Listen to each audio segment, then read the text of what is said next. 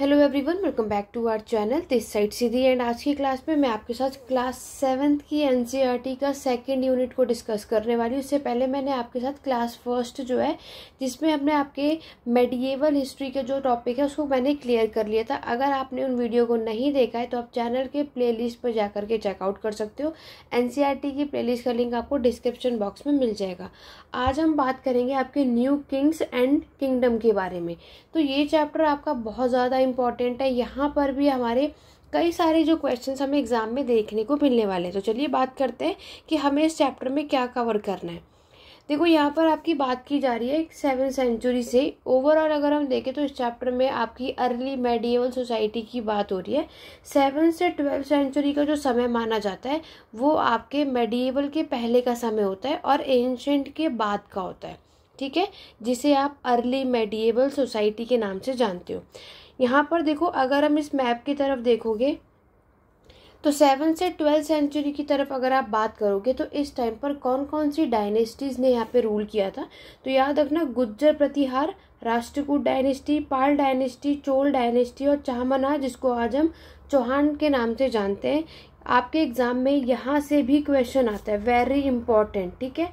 तो यहाँ पर आपको प्रतिहार भी मेंशन है, तो गुज्जर प्रतिहार, राष्ट्रकूट डायनेस्टी और पाल डायनेस्टी। अगर आप सबको ये याद होगा कि आपकी पाल डायनेस्टी, गुज्जर प्रतिहार डायनेस्टी और राष्ट्रकूट डायनेस्टी जो है, इन तीनों के बीच में एक संघर्ष हुआ था जिसे आप क्या बोलते हो, ट्रिपार्टाइट स्ट्रगल, ठीक है, जिसे आप त्रिपक्षीय स्ट्रगल बोलते हो। और ये जो स्ट्रगल हमें देखने को मिलता है इन तीनों के बीच में, किसके रिलेटेड के लिए था, आपके कन्नौज। ये तीनों जो है, ये जो आप मैप में देख रहे हो ना, ये कन्नौज का पार्ट, इसके लिए आपके जो गुज्जर प्रतिहार है इनके बीच यहाँ पर आपको बैटल देखने को मिलता है। राष्ट्रकूट डायनेस्टी जो आप यहाँ पर देख रहे हो और आपका पाल डायनेस्टी, ठीक है, इन तीनों के बीच में हम क्या देखते हैं, ये तीनों आपस में संघर्ष करते हैं, लड़ते हैं, किसके लिए, यहाँ कन्नौज को अपने टेरिटरी में मिलाने के लिए, ठीक है। तो ये चीज़ आपको याद रखना है आपके एग्जाम पॉइंट ऑफ व्यू से। और देखो, आपके जो चौहान्स हैं जिसे आप, तो ये यहाँ पर मेंशन है, तो ये आपको इम्पॉर्टेंट चीज़ याद रखना है। ईस्टर्न चालुक्य देखो आपको मैप में यहाँ पर देखने को नजर आ रहा है। बाकी संगम पीरियड आपको पता ही है कि आपके चेर, चोर और पांड्या, जो चोल डायनेस्टी ये रही, चेर डायनेस्टी ये रही, पांड्या डायनेस्टी आपके यहाँ पर है जिसने रूल किया। तो ये आपको पॉइंट याद रखना है, 7th से 12th सेंचुरी के बीच में कौन कौन सी डायनेस्टीज यहाँ पर रूल किया है। नेक्स्ट क्वेश्चन की बात करते हैं कि हमारी जो कौन सी नई जो डायनेस्टीज उनका एमरजेंस हुआ था। यहाँ पर बताया जा रहा है कि 7th सेंचुरी का आपका समय, जिसमें हम क्या देखते हैं कि बिग लैंडलॉर्ड यानी कि और वॉरियर चीफ। यहाँ पर क्या होता है, देखो अर्ली मेडिएवल का टाइम है जिसमें बताया जा रहा है कि आपको सामंतवाद देखने को मिलते हैं। सामंत कौन होते हैं, ये होते हैं आपके फ्यूडल लॉर्ड्स, आपके जिन्हें आप ज़मींदार के नाम से भी जानते हो या जिन्हें आप लैंडलॉर्ड भी कहते हो। तो ये अब इस टाइम पर क्या होता है कि यहाँ पर राजा जो है, क्योंकि उनकी टेरिटरी जो है, उनका जो साम्राज्य है वो इतना बड़ा होता है कि वो क्या करते हैं, अपनी लैंड ग्रांट करते हैं, किसको, आपके सामंत को या फ्यूडल लॉर्ड को या आपके ज़मींदार को, ठीक है। तो यहाँ पर क्या होता है कि आपने फ्यूडलिज्म, सामंतवाद सभी ने थोड़ा बहुत पढ़ा होगा, सबको इतनी नॉलेज है कि यहाँ पर अगर मैं आपके फ्यूडलिज्म की बात करूँ तो राजा ने अपनी लैंड क्या की, आपके सामंतवाद को दिया, आपके फ्यूडल लॉर्ड को देते हैं। फ्यूडल लॉर्ड के अंडर में आपके कौन काम करता है, मिलिट्री, और सबसे आखिरी में होता है आपका पीजेंट। फिर क्या होता है कि यहाँ पर जो मिलिट्री आपके काम करती है वो इन फ्यूडल लॉर्ड के अंडर में काम करती है। इसीलिए क्या होता है कि राजा जो है अपनी लैंड फ्यूडल लॉर्ड को देते हैं और बोलते हैं कि इस लैंड पे, ये लैंड अब से तुम्हारी है, उसमें तुम्हें काम करवाना है, पीजेंट से जो भी रेवेन्यू आएगा, प्रोडक्शन आएगा, वो देना है। और साथ ही साथ मिलिट्री की जब भी राजा को रिक्वायरमेंट होगी तो वो भी इन्हें प्रोवाइड करनी होगी, ठीक है। तो यहाँ पर ये पूरे पैराग्राफ में यही सारी चीज़ें मेंशन है। तो ये क्या करते थे, आपके फ्यूडल लॉर्ड बदले में मिलिट्री सपोर्ट आपके राजा को प्रोवाइड करते थे। यहाँ पर ओवरऑल देखोगे तो इससे क्या हो गया, क्योंकि अब सामंत जो है वो बहुत ही ज़्यादा पावरफुल हो जाते हैं और वेल्दी भी हो जाते हैं, और उन्होंने अपने आप को महासामंत डिक्लेयर कर दिया। ठीक है। और आपके महामंगलेश्वर भी डिक्लेयर कर दिया, इसका मतलब होता है the great Lord of a circle और रीजन। तो देखो क्या होता है कि यही फ्यूडल लॉर्ड अपने आप को इंडिपेंडेंट डिक्लेयर कर देते हैं। इसका मतलब अब जो आपके पूरे साम्राज्य का जो कंट्रोल है वो राजा के हाथ में ना होकर के फ्यूडल लॉर्ड के हाथों में था, ठीक है। तो ये जो आपको फ्यूडलिज्म का टॉपिक मैं ऑलरेडी डिस्कस कर चुकी हूँ, अगर आपने वो वीडियो नहीं देखी है तो आपको लिंक डिस्क्रिप्शन बॉक्स में मिल जाएगा, तो आप वहाँ जाकर ज़रूर चेकआउट करना। आगे बढ़ेंगे। नेक्स्ट पैराग्राफ में बताया जा रहा है कि मैंने अभी आपको बताया कि राष्ट्रकूट डायनेस्टी मैप में आपने देखा जो कि आपके डेक्कन पार्ट में रूल कर रही है, और ये आपके स्टेटमेंट वाइज एनसीईआरटी से क्वेश्चंस पूछे जाते हैं। तो स्टेटमेंट वाइज याद रखना कि ये आपसे पूछा जाता है कि राष्ट्रकूट डायनेस्टी जो है ये किसका सबऑर्डिनेट है, आपके चालुक्य डायनेस्टी जो कि आपके कर्नाटक में, ठीक है। और मिड 8th सेंचुरी की बात हो रही है। आपके चालुक्य डायनेस्टी, आपके जो राष्ट्रकूट डायनेस्टी के जो राजा हैं दांती दुर्ग, ये क्या करते हैं, ओवर थ्रू ही Chalukya overall and performed a ritual called Hiranyagarbha. बहुत इंपॉर्टेंट है द गोल्डन वर्ब, ये वाला जो लाइन है आपके एग्जाम के लिए इम्पॉर्टेंट है। कई बार हमारे कॉम्पिटिटिव में एंट्रेंस एग्जाम में क्वेश्चंस देखने को मिलते हैं, ठीक है। आपसे पूछा जाता है कि ये आपके हिरण्यगर्भ क्या होता है, तो ये द गोल्डन वर्म होता है। ये इस टाइम पे रिचुअल परफॉर्म करना होता है, ब्राह्मण्स की मदद से ये रिचुअल्स को परफॉर्म किया जाता था, ठीक है। It was thought to lead to the rebirth of the sacrificer as a Kshatriya even he was not one by birth. देखो यहाँ पर आपके हिरण्यगर्भ का मतलब क्या है कि कोई भी ऐसा इंसान जो बाय बर्थ जन्म से अगर वो क्षत्रिय से बिलोंग नहीं करता होगा, क्षत्रिय में पैदा नहीं हुआ होगा, तो वो इस हिरण्यगर्भ को परफॉर्म करने के बाद वो क्षत्रिय कहलाता है, क्योंकि क्षत्रिय कैटेगरी से होंगे तभी वो राजा बनेगा। तो यहाँ पर क्या हुआ कि अगर ये पूछा जाए कि किसने, तो दांती दुर्ग याद रखना, ठीक है। तो हिरण्यगर्भ आपने क्या देखा था, गोल्डन वर्म। इसमें क्या बोला गया, इसका मतलब कि अगर किसी भी पर्सन जो है वो क्षत्रिय में उनका जन्म नहीं होता है, तो ये हिरण्यगर्भ का जो ये रिचुअल है इसको परफॉर्म करने के बाद क्या कर सकते हैं, आपके दोबारा से मतलब वो क्षत्रिय यानी राजा बन सकते हैं, ठीक है। उसके दूसरे केसेस में हम देखते हैं आपके कादम्ब, ये आपके वेरी इंपॉर्टेंट है। नेक्स्ट पैराग्राफ में अगर आप देखोगे, कादम्ब मयुष्ना जो आपके गुज्जर प्रतिहार के हरिश्चंद्र है, ये ब्राह्मण है। गुज्जर प्रतिहार के हरिश्चंद्र के ये ब्राह्मण है। Who gave up the traditional profession took to arm. यहाँ पर क्या होता है, ये सक्सेसफुली इन्होंने अपना साम्राज्य कर्नाटक में स्टैब्लिश कर लिया होता है, और साथ ही साथ आपके राजस्थान में भी, ठीक है। और यहाँ साइड में आप जो बॉक्स देख रहे हैं, यहाँ पर आपको जो पेंटिंग में एलोरा केव की पेंटिंग मिल रही है, जिसमें वो विष्णु को एज अ नरसिम्हा यहाँ पर दिखाया जा रहा है, ठीक है। और दूसरी ये चीज़ें आपसे पूछी जाती हैं कि हमारा जो ये एलोरा केव 15 है, ये आपके विष्णु के अलावा नरसिम्हा, और यहाँ पर मैन लायर, it is the work of the Rashtrakuta period. तो यहाँ पर आपको चालुक्य, आपके गुज्जर प्रतिहार, पाल डायनेस्टी ऑप्शन में सब कुछ नाम दिया जाएगा, बट हमें क्या याद रखना है, ये आपके एलोरा केव है आपके, वो राष्ट्रकूट डायनेस्टी के टाइम पर आपको देखने को मिलता है। नेक्स्ट जो पैराग्राफ है इसमें आपसे पूछा जा रहा है हमारे इस टाइम के जो साम्राज्य का प्रशासन एडमिनिस्ट्रेशन सिस्टम कैसा था। देखो यहाँ पर हमारे नए जो किंग है ये क्या करते थे, टाइटल उपाधि लेते थे, टाइटल अडॉप्ट करते थे। मैं आपको कई बार एक चीज़ बता चुकी हूँ कि अगर कोई टाइटल लेता है तो क्यों, ताकि वो अपने आप को सुपीरियर दिखा सके। तो यहाँ पर महाराजा अधिराज का टाइटल लिया जाता था, इसका मतलब है ग्रेट किंग या फिर ओवरलॉर्ड ऑफ किंग, ठीक है, और लॉर्ड ऑफ द 3 वर्ल्ड। तो ये जो टर्म आप देख रहे हो ना, आपके त्रिभुवन चक्रवर्तीन, तो एग्जाम में ये पूछा जाता है कि इस टर्म का मतलब क्या होता है, इसलिए जो बॉक्स में जो चीज़ें लिखी है ना, इसका मतलब भी आप सभी को पता होना चाहिए। और बाकी मैंने आपको क्या बताया कि टाइटल क्यों लिया जाता था, ताकि ये सब क्या कर सके, अपने आप को सुपीरियर दिखा सके, कितने पावरफुल है ये, इसलिए ये लोग टाइटल अडॉप्ट किया करते थे, ठीक है। आगे बढ़ेंगे नेक्स्ट पैराग्राफ पे। नेक्स्ट पैराग्राफ में बताया जा रहा है कि यहाँ पर क्या होता है कि अब आपके जो पावर है शेयर कर दी राजा ने किसके साथ, सामंतवाद के साथ, और अब जो पीजेंट का कंट्रोल, ट्रेडर का कंट्रोल, ब्राह्मण, इन सभी के साथ इनका एक एसोसिएशन आपको देखने को मिलता है। यहाँ पर हर एक स्टेट में एक बात कही गई है कि आपके सोसाइटी में पीजेंट, कैटल कीपर, आपके आर्टिस्ट, ये सारे लोग आपको देखने को मिलते हैं। ठीक, देखो अब ये जो बॉक्स है, ये बॉक्स भी इम्पॉर्टेंट है आपके एग्ज़ाम के लिए, क्योंकि यहाँ पर आपको टैक्स से रिलेटेड बातें बताई जा रही हैं। इन्होंने बोला कि हमें इस टाइम पर 400 टैक्सेस देखने को मिलते हैं।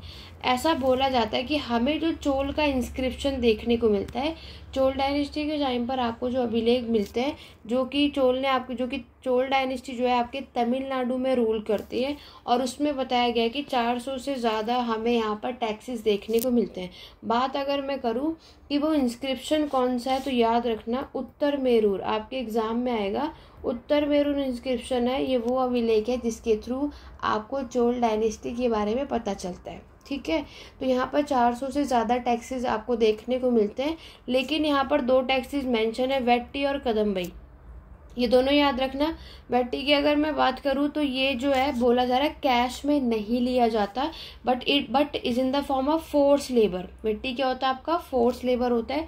कदम्बई जो है ये आप सभी को पता है लैंड रेवेन्यू टैक्स होता है, लैंड टैक्स होता है ओवरऑल। अगर हम यहाँ पर बात करते हैं तो इंस्क्रिप्शन जो कि आपकी चोल डायनेस्टी के बारे में आपको बताता है वो है आपका उत्तर मेरूर इंस्क्रिप्शन, जिसमें 400 से ज़्यादा टैक्सेस के बारे में मैंशन किया गया है। ठीक है, नेक्स्ट अगर हम बात करें तो यहाँ पर आपने देखा कि ये रिसोर्सेज के बारे में आपको क्या बता रहे हैं। देखो, मैं आपको हर एक वीडियो में एक यही चीज़ बोलती हूँ कि जितनी भी चीज़ें मैंने यहाँ पर हाईलाइट कर रखी है सारे एग्ज़ाम पॉइंट ऑफ व्यू से बहुत इंपॉर्टेंट है, चाहे आप किसी भी एग्ज़ाम के लिए प्रिपेयर करो, क्योंकि आपको पता है कि आपके एग्ज़ाम में 1 वर्ड के अलावा स्टेटमेंट वाइज क्वेश्चंस भी आते हैं। तो स्टेटमेंट वाइज क्वेश्चंस को सॉल्व करना है तो इतने डीपली कॉन्सेप्ट आपको पता होने चाहिए।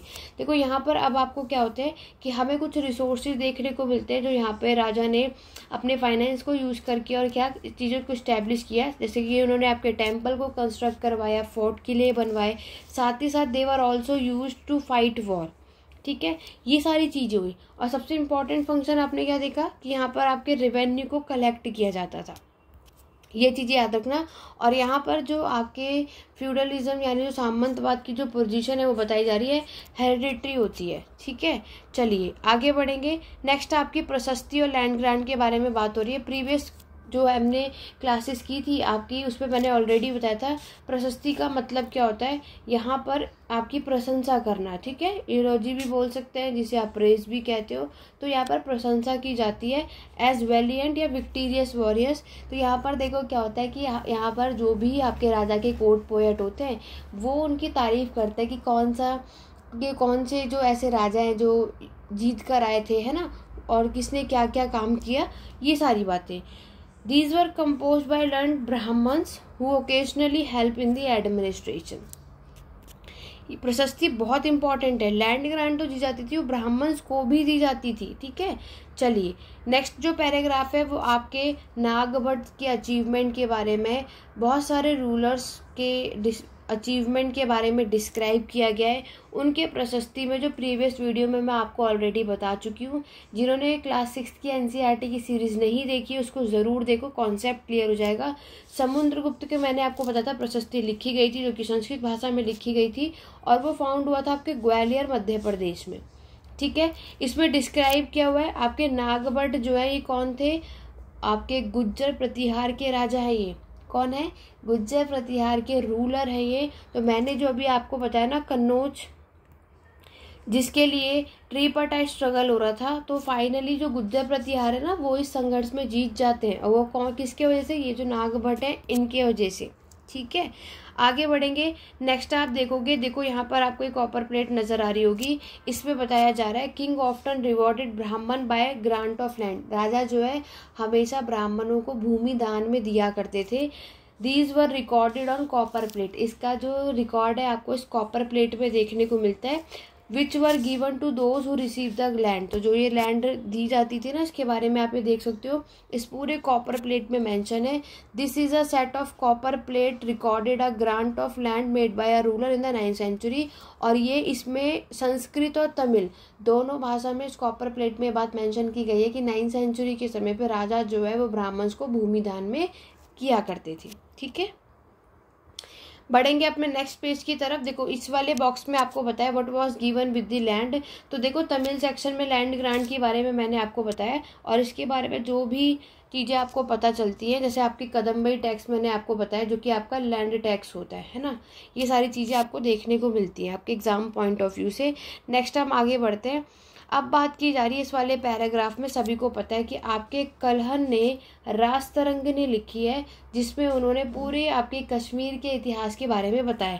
टाइम भी आपको पता ही होगा मैक्सिमम स्टूडेंट को, जिन्हें नहीं पता मैं मेंशन कर दे रही हूँ। 12वीं सेंचुरी का वो समय है, कल्हन ने रास्तरंग ने लिखी, जिसमें उन्होंने क्या किया, आपके पूरे कश्मीर का इतिहास बताया था। और ये जो है संस्कृत भाषा में लिखी थी, और ये एक पोयम है। ये सारी चीज़ें आपको याद रखनी है, ठीक है। इसमें आपके सारे सोर्सेज में सारे इंस्क्रिप्शन, डॉक्यूमेंट्स, आई विटनेस अकाउंट, आपके अर्ली हिस्ट्रीज, सारी चीज़ें उन्होंने यहाँ पर मेंशन की है। प्रशस्ति भी आप देखते हो। क्लियर हुआ? चलिए नेक्स्ट पैराग्राफ का है वॉरफेयर फॉर वेल्थ। अब इसमें अगर हम इस पैराग्राफ की बात करें तो यहाँ पर आपका वही ट्रीपार्टाइट स्ट्रगल के बारे में बात हो रही है, जो मैं आपको ऊपर बता चुकी हूँ। मैंने आपको बताया कि ये जो आपका कन्नौज सिटी है, इसके लिए आपकी लड़ाई होती है। पहले तो कन्नौज सिटी याद रखना गंगा वैली के पास आपको देखने को मिलता है। तो आपके गुज्जर प्रतिहार, राष्ट्रकूट डायनेस्टी और पाल डायनेस्टी, तीनों के बीच में यहाँ पर स्ट्रगल चलता है इस कन्नौज को अपने कंट्रोल में पाने के लिए, जिसको आप ट्रीपार्टाइट स्ट्रगल कहते हो। अभी मैंने आपको बताया। तो इस ट्रीपार्टाइट स्ट्रगल याद रखना, इसकी जो विजय प्राप्त होती है, फाइनली गुज्जर प्रतिहार जो है वो जीत जाते हैं और कन्नौज उनके कंट्रोल में आ जाता है। एट द एंड यही होता है। तो ये चीज़ें आप देखते हो कि कन्नौज को पाने का इनका जो मेन टारगेट था, क्योंकि आपकी जो वर्धन डायनेस्टी हमने किया एंशिएंट हिस्ट्री की लास्ट सीरीज में, क्योंकि कन्नौज आपको उस समय कैपिटल देखने को मिलता है, लेकिन वहाँ पर उनकी कोई और वंश नहीं थे। तो अब ये था कि अब कन्नौज किसके कंट्रोल में जाएगा। तो ये चीज़ हमें यहाँ पर मिली। नेक्स्ट पैराग्राफ में आपके बारे में मोहम्मद महमूद और गजनवी के बारे में बताया गया है, अफगानिस्तान, और जिन्होंने 997 से 1030 तक रूल किया था। और इन्होंने अपने समय पे जो अपना कंट्रोल है पूरा सेंट्रल एशिया, आपके ईरान और नॉर्थ वेस्ट पार्ट तक बना लिया। देखो ये भी बहुत इंपॉर्टेंट पैराग्राफ है। आप लोग जब नोट्स बनाओ तो आपको किस तरीके से बनाना है, जैसे भी हमने क्या पढ़ा कि रास्तरंगिनी का कलहन का जो पैराग्राफ पढ़ा, चोल डायनेस्टी जो मैंने आपको बताया पूरा उत्तर मेरूर आपको बता देना है।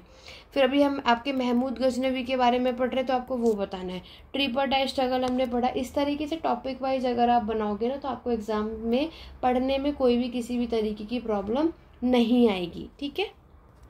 चलिए, तो हमें क्या बात समझ में आई कि एग्जाम में ये वाला पैराग्राफ भी इम्पॉर्टेंट है कि इन्होंने अपने टाइम पर सेंट्रल एशिया, ईरान और आपके नॉर्थ वेस्ट पास तक अपने जो टेरिटरी को यहाँ पर जीत लिया था, ठीक है। अब इनका टारगेट क्या था, देखो आपको पता है कि इन्होंने बहुत सारे टेम्पल पर अटैक भी किया, लूट भी किया था, खासतौर से सोमनाथ टेम्पल गुजरात में, है ना। क्योंकि wealth Mahmud carried away was use to create a splendid capital city as Ghazni. तो यहाँ पर आपको पता है इन्होंने बहुत सारे मंदिर को डिस्ट्रॉय भी किया था, क्योंकि वहाँ के जो वेल्थ है उसको लूटने के पर्पज से। सुल्तान का मीनिंग याद रखना कि ये एक अरेबिक टर्म है जिसका मतलब राजा होता है, ठीक है। सुल्तान महमूद जो है वो आपके और भी चीज़ों में इंटरेस्टेड थे, वो लोगों के साथ और भी बहुत सारे लोगों के साथ इन्होंने लड़ाइयाँ करी और जीता भी। और यहाँ पे अल-ब्रूनी जो हैं जिन्होंने आपकी किताब उल हिंद जो है वो किताब लिखी थी, और साथ में ये सारी जो बातें इनसे रिलेटेड संस्कृत भाषा में अपने इस किताब उल हिंद में इन्होंने मेंशन किया था, ठीक है। नेक्स्ट जो पैराग्राफ है ये आपके चौहान के बारे में। तो चौहान, ये देखो ये पूरा चैप्टर जो भी जितना भी कुछ अभी हमने पढ़ा है 7 से 12 सेंचुरी के बीच में जितनी डायनेस्टी ने रूल किया सबके बारे में थोड़ा थोड़ा आपको यहाँ पर बताया हुआ है, ठीक है। उसके बाद आपके चौहान आते हैं, जिसको आप पहले चाहमनास कहते हो, लेकिन चौहान डायनेस्टी आप देखते हो। तो चौहान जो है अजमेर में वो रूल कर ही रहे थे, लेकिन दिल्ली को इन्होंने जीत लिया था। आपको पता है दिल्ली के जो फाउंडर माने जाते हैं वो कौन से थे, आपके तोमर डायनेस्टी के अनंगपाल तोमर, सभी को पता है। उसके बाद जो चौहान डायनेस्टी ने क्या किया, तोमर डायनेस्टी से आपकी दिल्ली को जीत लिया था, और दिल्ली और अजमेर पे चौहान जो है वो रूल करते हैं। इन्होंने भी अपना एक्सपेंशन विस्तार अच्छा खासा वेस्ट और ईस्ट तक कर लिया था, और ये साथ ही साथ अपोज्ड बाय द किसके अपोज से, चालुक्य जो कि गुजरात में थे, और आपके गहडवाल जो वेस्टर्न उत्तर प्रदेश में थे। जो आपके चाहमानाज रूलर यानी जो चौहान थे, पृथ्वीराज थर्ड की बात हो रही है। यहाँ पर क्या होता है कि 1191 और 1102 दोनों सालों में ना बैटल ऑफ तराइन का युद्ध होता है। सभी को पता होगा, मैक्सिमम स्टूडेंट को तो पता ही होगा। ये जो बैटल होता है मोहम्मद गौरी के बीच में होता है और पृथ्वीराज चौहान के बीच में होता है। पृथ्वीराज चौहान थर्ड है, याद रखना, आपके एग्जाम में फर्स्ट सेकंड थर्ड सब मेंशन कर देते हैं। तो पृथ्वीराज थर्ड और आपके मोहम्मद गौरी के बीच में ये बैटल होता है। 1191 में तो मोहम्मद गौरी जी हार जाते हैं, 92 में आपके पृथ्वीराज चौहान हार जाते हैं। तो क्या होता है कि आप पृथ्वीराज चौहान हार जाते हैं और जो दिल्ली है अब वो किसके हाथों में आ जाएगी, आपके मोहम्मद गौरी के हाथ में। ठीक है, और फिर याद रखना, क्योंकि मैं आपको एक हर चीज़ बताती हूँ कि ये जो मोहम्मद गौरी हैं, इन्होंने आपकी दिल्ली को यहाँ पर इन्हें मिल तो गया, इसके यहाँ पर रूल करने के पर्पस से इन्होंने यहाँ पे शुरुआत नहीं की थी, इसको इसलिए नहीं जीता था। ये सिर्फ इन्होंने यहाँ पर दिल्ली जो है इन्हें चाहिए था, क्योंकि ये जो है ना ज़्यादा से ज़्यादा क्या करते थे, ये सिर्फ लूटपाट के पर्पस से ही करते थे। अब क्योंकि मोहम्मद गौरी को यहाँ पर दिल्ली पे रूल नहीं करना था, मोहम्मद गौरी के एक स्लेव थे, है ना, तो आप सभी को पता होगा जिनका नाम है कुतुबुद्दीन ऐबक। तो कुतुबुद्दीन ऐबक इनके जो खास स्लेव थे, ठीक है, इनके बहुत करीबी थे।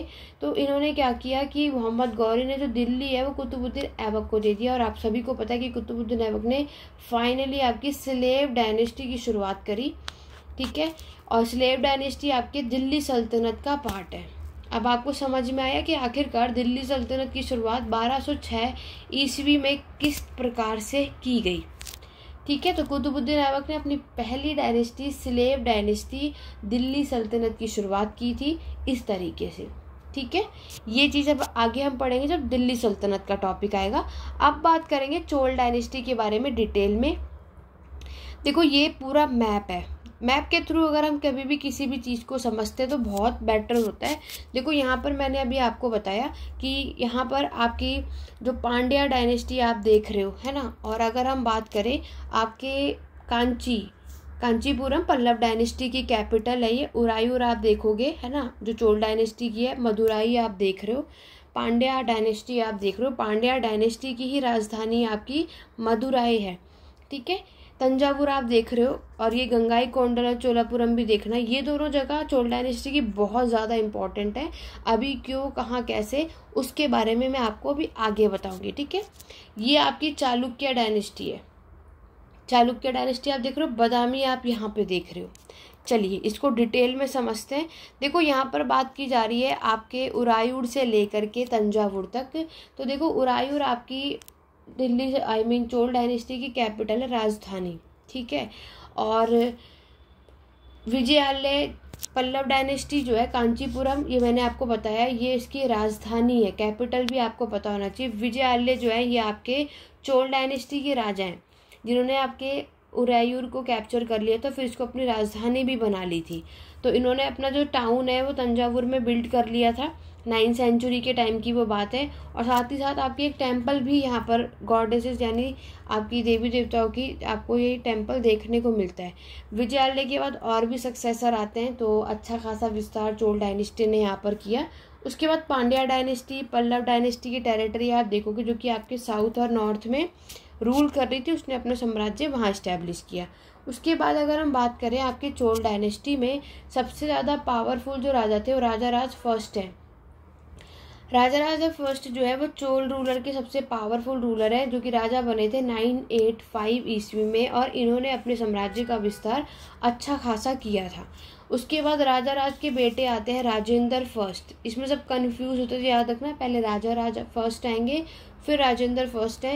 इन्होंने भी अपनी पॉलिसी को कंटिन्यू रखा और अपना अच्छा खासा गंगा वैली तक रेड डाला, श्रीलंका को किया, साउथ ईस्ट एशिया हुआ, और अच्छी खासी नेवी को भी डेवलप किया था अपने समय पर। ठीक है, चोल डायनेस्टी याद रखना, चोल डायनेस्टी ने अपने तमिलनाडु जो डेक्कन वाला पार्ट है ना, अच्छा खासा इसने आपके चेर पांड्या सबको हराकर अपना कंट्रोल वहाँ पर बनाया था। नेक्स्ट आपकी बात की जा रही है टेम्पल, और आपको जो कांस्य की मूर्ति देखने को मिलती है उसके बारे में बताया जा रहा है। अभी मैंने आपको बताया कि हमें यहाँ पे बड़े बड़े टेम्पल तंजावुर में मिलेंगे और गंगाई कोंडला चोलापुरम में मिलेगा, जो कि मैंने अभी आपको ऊपर मैप में भी दिखाया। ठीक है, तो ये चीज़ आपको यहाँ पर देखने को मिलती है। अब बात करते हैं, आपके एग्जाम में पूछा जाएगा कि ये किसने बिल्ड कराया था, तो बिल्ड बाय राजा राज, और आपके राजेंद्र ने ये टेम्पल यहाँ पर बिल्ड करवाया था, जो कि आपके एग्जाम के लिए वेरी इंपॉर्टेंट है। क्लियर हुआ? चलिए देखो यहाँ पर आप स्क्रीन पर देख सकते हो, ये जो पूरा टेम्पल जो है ये आपका गंगाईकोंडा चोलापुरम का ये पूरा मंदिर आप देख रहे हो, कुछ इस तरीके के आपको देखने को मिलता है। नेक्स्ट अगर हम बात करते हैं, ये क्या करते हैं कि आपकी जो टेम्पल को अच्छा खासा मेंटेन करके रखते हैं। इस मंदिर में आपको पुजारी, आपके गार्लैंड मेकर्स, कुक, स्वाइपर जो सफाई करते हैं, म्यूजिशियन, डांसर, ये सारे लोग आपको देखने को मिलते हैं। यहाँ पर ऐसा कहा जा रहा है कि मंदिर जो है सिर्फ आपकी वर्शिप करने की ही जगह नहीं है, they were the hub of economic, social और cultural life as well. Very important paragraph, exam में कई बार आ चुका है, तो याद रखना। सबको लगता है कि टेम्पल है तो यहाँ पे सिर्फ वर्शिप पूजा पाठ ही होता होगा, ऐसा नहीं था। ये टेम्पल आपका एक इकोनॉमिक, सोशल और कल्चर के काम भी आपको यहाँ पर देखने को मिलता है। ठीक है, तो ये पूरा जो हमें क्राफ्ट है आपके मंदिर का, जो आप देखोगे इसमें जो हमें इमेजेस देखने को मिलती है वो ब्रोंज कांस्य की बनी हुई होती है। चोल में आपको जो इमेजेस देखने को मिलते हैं वो ब्रोंज के होते हैं, जो कि सबसे फाइनेस्ट होता है। ठीक है, ये आप यहाँ पर स्क्रीन पर भी देख सकते हो, आपको यहाँ पर दिख भी रहा है। नेक्स्ट पैराग्राफ में आपके एग्रीकल्चर और इरिगेशन की बात की जा रही है, जो यहाँ पर कृषि और सिंचाई के बारे में। तो हमने चोल डायनेस्टी की बहुत सारे अचीवमेंट के बारे में यहाँ पर देखा, और अच्छा खासा डेवलपमेंट एग्रीकल्चर का भी आप यहाँ देखते हो। कावेरी रिवर आप देखोगे यहाँ पर सबसे बहुत छोटे छोटे आपको चैनल्स देखने को मिलते हैं। और यहाँ पर क्या बताया जा रहा है कि देखो, जो खेती का काम अगर करना होता है तो लैंड आपकी फर्टाइल होनी चाहिए, है ना, उपजाऊ होनी चाहिए। तो वो कैसे होगा? इरिगेशन, पानी चाहिए होगा। अगर, क्योंकि हम हमेशा नेचर पे डिपेंड नहीं रह सकते, तो आर्टिफिशियली कोई तो काम करेंगे, और ख़ास तौर से आपके जब राइस की खेती हो रही होगी तब। तो एग्रीकल्चर के पास आप देखोगे कि हमारा जो एक इम्पॉर्टेंट डेवलपमेंट तमिलनाडु में देखोगे कि इसका विकास भी हमें देखने को मिलता है। आपके 5 to 6 सेंचुरी में अच्छा खासा लार्ज स्केल कल्टीवेशन होता है। उसके लिए उन्होंने क्या किया, आपके जो जंगल है उसको कट करके, क्लियर करके फार्मिंग लैंड में कन्वर्ट कर दिया। ठीक है, क्योंकि यहाँ पर तभी सारी चीज़ें आपकी हो सकती है। नेक्स्ट पेज की तरफ बढ़ेंगे। सबसे पहले हम इस बॉक्स की तरफ यहाँ पर ध्यान देंगे। बॉक्स में 9th century Sulesh gate Tamil Nadu के बारे में पूछा जा रहा है, तो ये तमिलनाडु में आपको देखने को मिलता है ये पूरी चीज़ें। ठीक है, यहाँ पर देख सकते हो स्क्रीन पर। एग्जाम में आपसे पूछा जाएगा कि ये कौन सी चीज़ कब कहाँ पर देखने को मिलती है। यहाँ पर आपके बताया जा रहा है कि ये लोग जो खेती फसलें उगाते थे ना, साल भर में आपको 2 क्रॉप यानी 2 फसल पूरे साल भर में ये उगाया करते थे। याद रखना, आपके स्टेटमेंट में 3 लिख देंगे, 4 लिख देंगे, 1 लिखेंगे, या फिर राइट आंसर क्या है कि साल भर में कितनी फसलें ये लोग कल्टीवेट करते थे, आपके 2। ठीक है, ये क्योंकि पैराग्राफ में आपको कंफ्यूज करने के लिए सारी बातें यहाँ पर पूछी जा रही है। नेक्स्ट पैराग्राफ है कि आपके साम्राज्य का प्रशासन कैसा था। तो यहाँ पर एडमिनिस्ट्रेशन की बात करें तो बोला जा रहा है कि ऑर्गेनाइज है या नहीं, तो कैसे।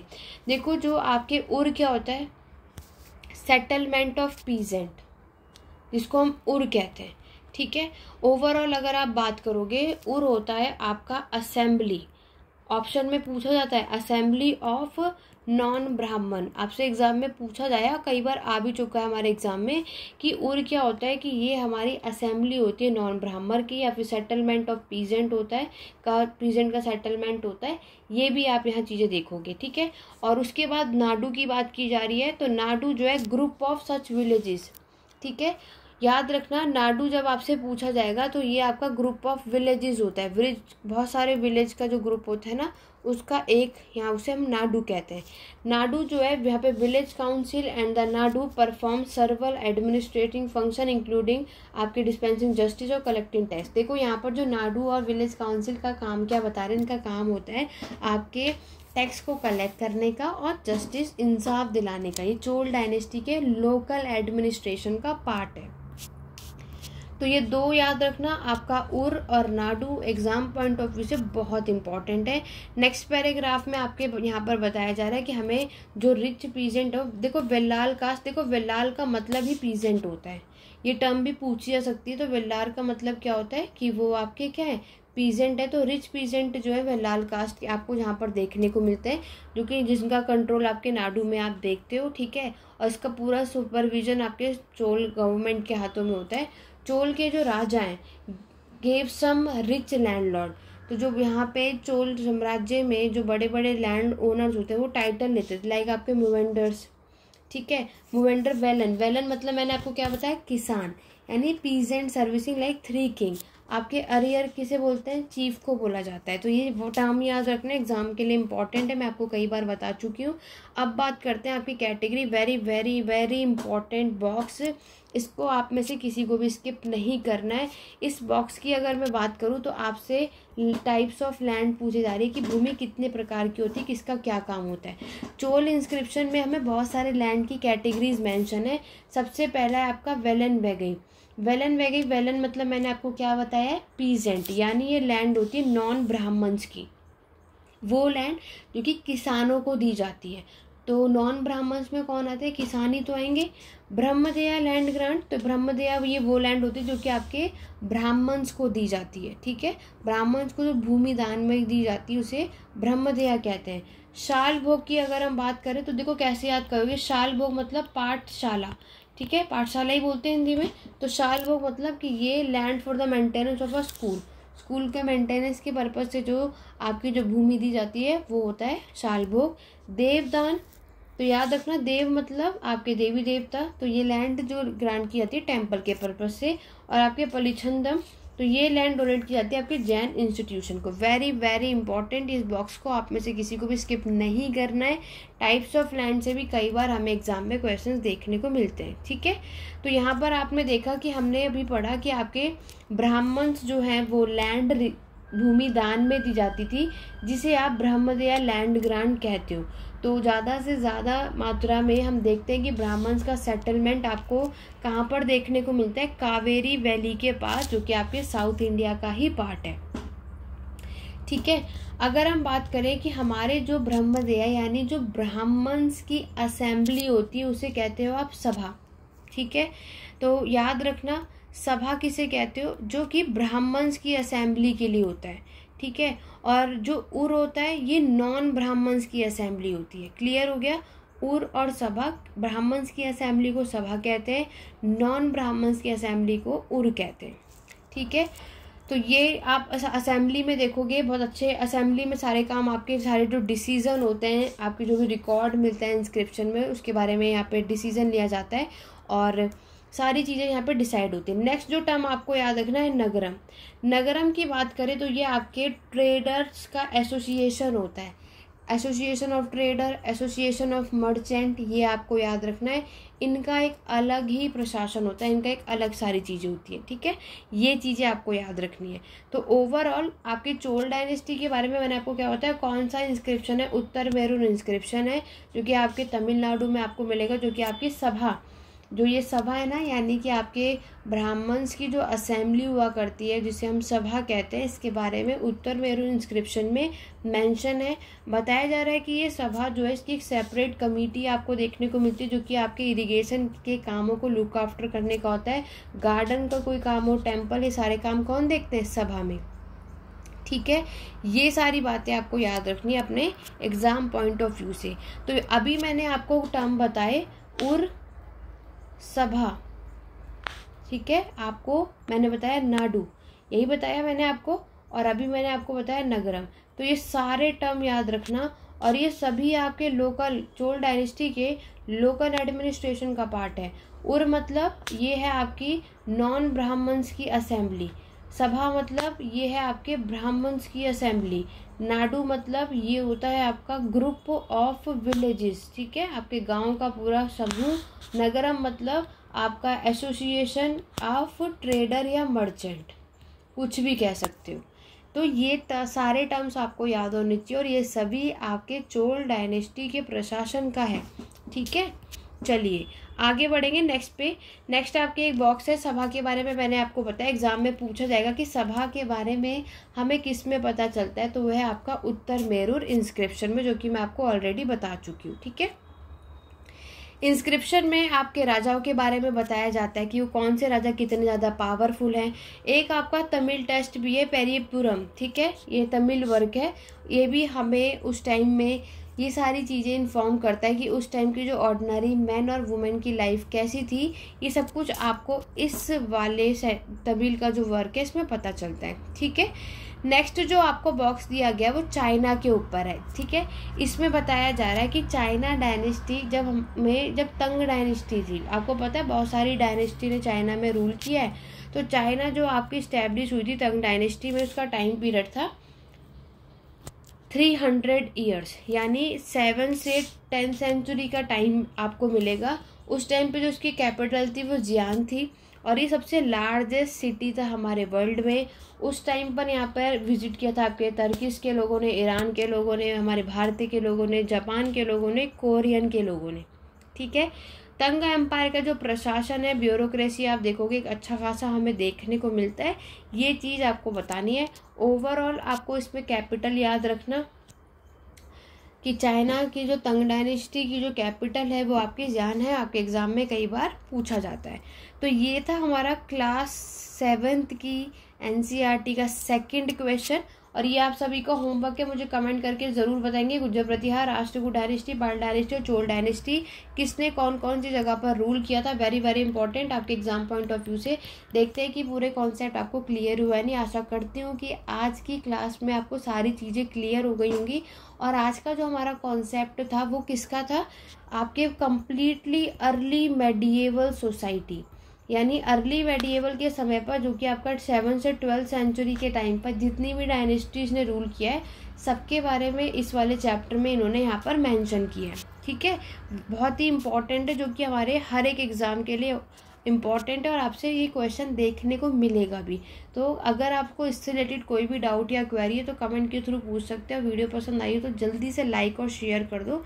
और क्योंकि अगर आपने एनसीईआरटी की एक पूरी कंप्लीट सीरीज़ देख ली तो आपको पूरी बेसिक कॉन्सेप्ट क्लियर हो जाएगा, तो तभी आप हिस्ट्री के एडवांस लेवल तक जा सकते हैं। ठीक है, और आशा करती हूँ कि आज का कॉन्सेप्ट क्लियर हो गया होगा। नेक्स्ट क्लास में हम 3rd की क्लास में दिल्ली सल्तनत के बारे में बात करेंगे, लेकिन उसके लिए अर्ली मेडिएवल का कॉन्सेप्ट आपको क्लियर होना ज़रूरी है ताकि आप दिल्ली सल्तनत की चीज़ों को समझ सकें। तो चलिए सुना, आज की क्लास में बस इतना ही। मिलते हैं अपने नेक्स्ट वीडियो में। Thank you for watching.